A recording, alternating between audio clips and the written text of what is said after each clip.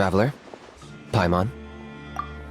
Kinich! Fancy meeting you here! We've actually been looking for you. I'll get straight to the point. I hear you accepted a proposal from Elder Trinidad. Oh, the, Turnfire Knight, you mean. You were still his first choice, it's just... Oh, jeez. It's not what it looks like, promise. Chill, it's cool. I only mention it because there's something you should know. And I suspect Elder Trinidad hasn't been completely forthcoming with you. His true intention is to resolve the Mountain King problem once and for all. Once and for all? You mean this'll be the last Turnfire Knight ever? That's right. He wants to use you to send the Mountain King to the Night Kingdom. To the Night Kingdom? You mean... To his death. Whoa, whoa, whoa, are you serious right now? You shouldn't go blurting out accusations like that, it could get you in trouble. Too blunt? Okay. I'll phrase it more gently. There is potentially a possibility that Elder Trinidad may be hoping that during the course of the ceremony, you kill the Mountain King dead. But that's ridiculous! He told us the Mountain King is a living symbol of your tribe's glory! And that glory comes at a price. Oh, that's right. The Mountain King is a living symbol of our glory, but even this glory comes at a price. Ah, yes, and Nana wasn't the first.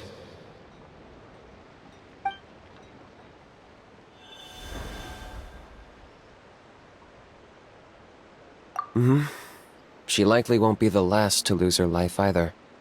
Still, is killing the Mountain King really the only way? It seems so extreme! The Mountain King is a unique case when it comes to abyssal contamination. It's eaten away at him for so long that it has consumed him entirely, and the damage is irreversible. That evil power has both driven him insane and kept him alive over the centuries. So, to look at it one way, once it's completely purged from his body, the Mountain King will finally be able to rest in peace. In past ceremonies, we've only purged around half of the abyssal power. This was to strike a balance, to keep him alive, but also keep him asleep. Trinidad didn't say anything about how much power he wanted us to purge, but he did say there were some more details to go over before the ceremony. Then it sounds like you'll know for sure soon enough. If he really asks us to kill the Mountain King, what should we do? I know this must come as quite a shock, so I suggest you act like you didn't hear anything for now.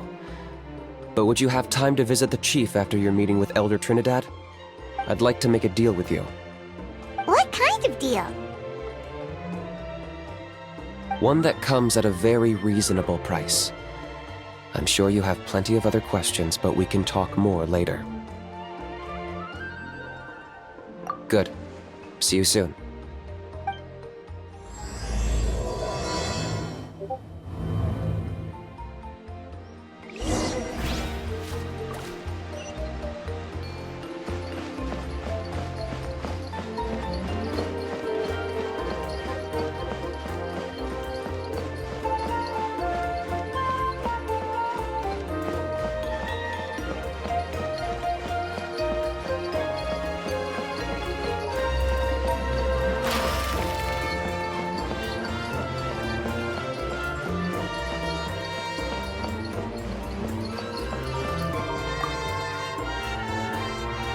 Ah, mighty Outlanders, you have returned. Did you have a good rest? It was, pretty good, yeah. Glad to hear it. Things are progressing very smoothly on my end. Many of the elders have heard of your heroic deeds, including the chief. They all speak very favorably of you. There are still those who insist that the ceremony should be performed by the bearer of the Malipo name. But they're just stuck in the past. We need to move with the times. Plus, Kinich doesn't want to do it anyway.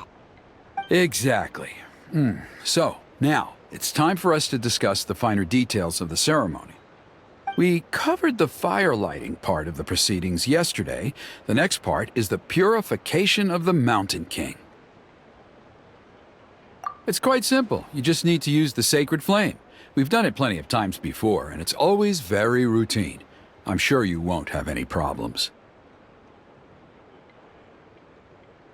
One point I'd like to stress, though, is that you need to burn away as much of the abyssal energy as you possibly can. The more we dispel, the longer the Mountain King will remain asleep. Asleep, huh? Precisely. In previous years, the Flame Bearer has often been unable to dispel a sufficient amount of abyssal energy.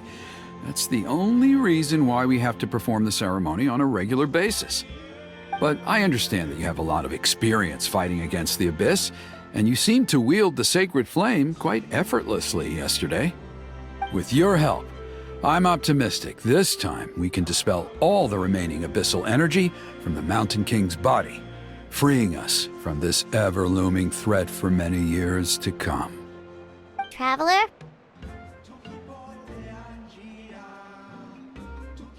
So this doesn't faze you at all, huh? You clearly have a lot of confidence in yourself. That's all you really need to know. The ceremony's in 3 days. I'll come and fetch you when we're ready. In the meantime, feel free to take a look around our settlement. It would mean a lot to the elders if you got to know some of our people. And if you wouldn't mind helping them out with a few errands here and there, that would be even better. So now we have extra errands to run? Maybe we should add a little extra to the price. Just a humble suggestion, that's all. It will help you gain the respect of our people, and as a mighty hero, I truly believe that's what you deserve.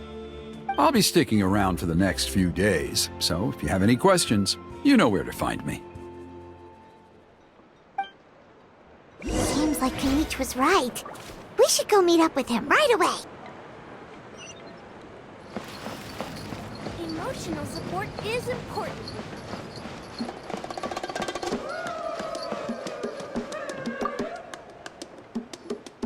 Huh, you're here.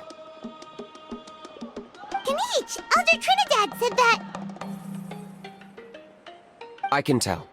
It's written on your faces. Is that the Traveler in Paimon? Forgive me for not being there to welcome you on your arrival. That should have been my duty as chief. Hello, Chief Waina. I only heard the news from Trinidad yesterday, so I asked Kinich to invite you over for a quick chat. I believe Kinich has already filled you in, so I'll get straight to the point. Firstly, I fully endorse your appointment as flame bearers for the upcoming Turnfire night.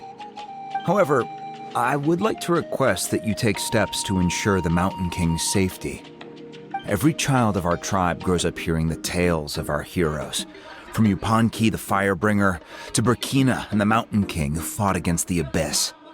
This is our history and our heritage, the source of our pride and the center of our faith. To kill the Mountain King would be to destroy our spirit. I would never be able to face our ancestors in the Night Kingdom. Nana's death was a great tragedy, and I do not blame Trinidad for the actions he has taken. Nevertheless, I cannot allow any harm to come to the Mountain King. The very roots of our identity are at stake. My honored guests, please give this matter your serious consideration.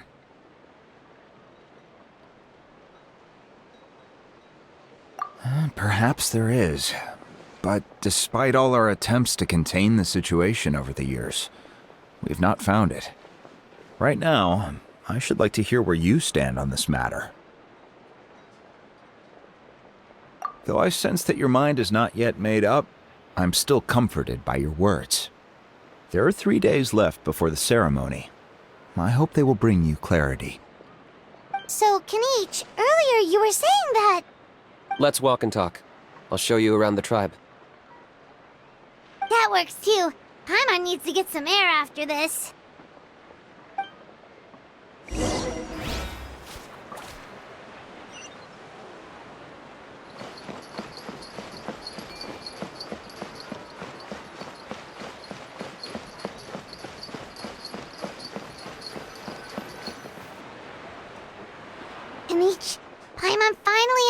reasons why you turned Trinidad down.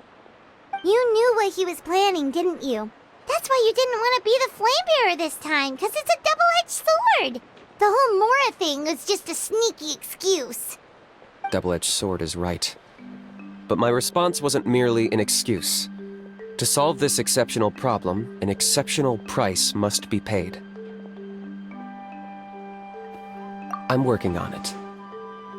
Really? Well, come on then, let's hear it. In a moment. Didn't you have a question you were about to ask me? Oh, yeah. What was it again? Oh, right. We need to talk about Hal. He's completely unhinged. I agree that he has a problem. He needs disciplining, so I hired him a teacher. You got him a teacher? Oh, Paimon would love to see him get scolded for bad behavior. Anyway, moving on. When we ran into a Hal, he said you two were investigating some Abyss thing together. Is that related to the whole Mountain King situation? Yes, that's the angle I've been working on. I'm a Saurian hunter, but I occasionally hunt the Abyss too. One time I was pursuing some purple demonic dogs when I accidentally entered a hidden space. I did some research after the fact. Apparently they're known as beastly rifts, and there are many of them of all different sizes. That's where those purple dogs were coming from. So, if we can locate one of these beastly rifts, clear the monsters out, and move the Mountain King inside, he'd be able to continue living, but without posing a threat to the tribe. Whoa, that sounds kinda crazy. Would it really work? It's not without its risks, of course. There's a lot of unknowns in the equation. For instance, for all we know, a prolonged period inside the rift could make the Mountain King's condition worse. Still, we desperately need something like this, even just as a temporary measure. You've seen the conflict the issue is causing in our tribe for yourselves, and believe me, it's been a long time coming. The chief is adamant about keeping the Mountain King alive, whatever happens. Paimon can understand. It's less about the Mountain King and more about preserving your culture and heritage.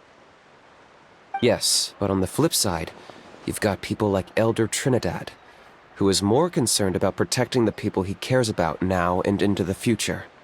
And he has every right to take that view. It's one thing to try and preserve the last remnants of a glorious past, but making your kin pay the price for it?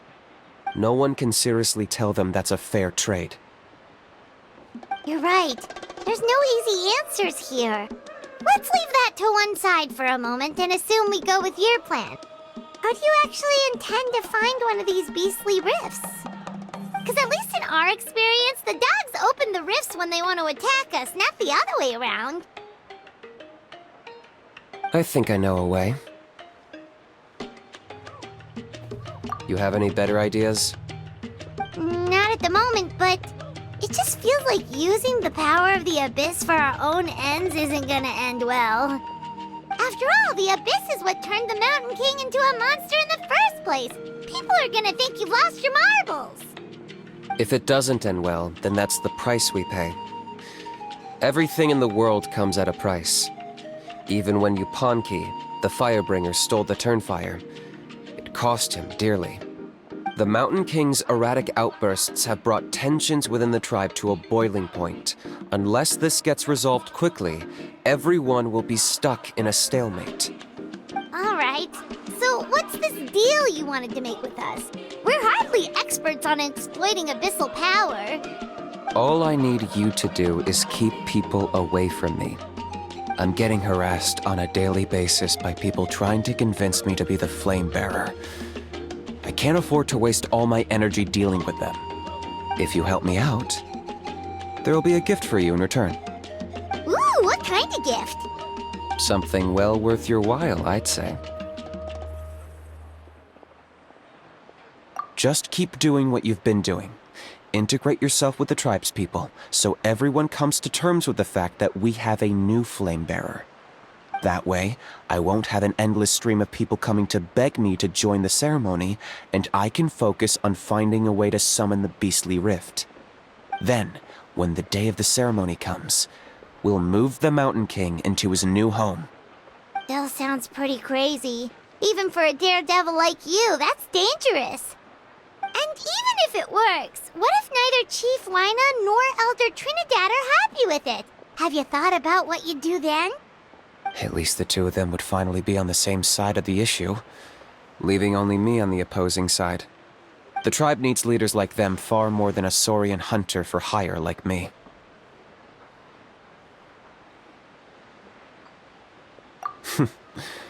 Can I take that to mean that we have a deal? For sure. And who knows, maybe we'll come up with an even better solution to all of this in the next couple of days. Great. Well, for the next couple of days, please spend some time among the tribe and lend a hand wherever you can. I'm sure everyone will be swept off their feet when they meet our new flame bearer. Good luck to us both.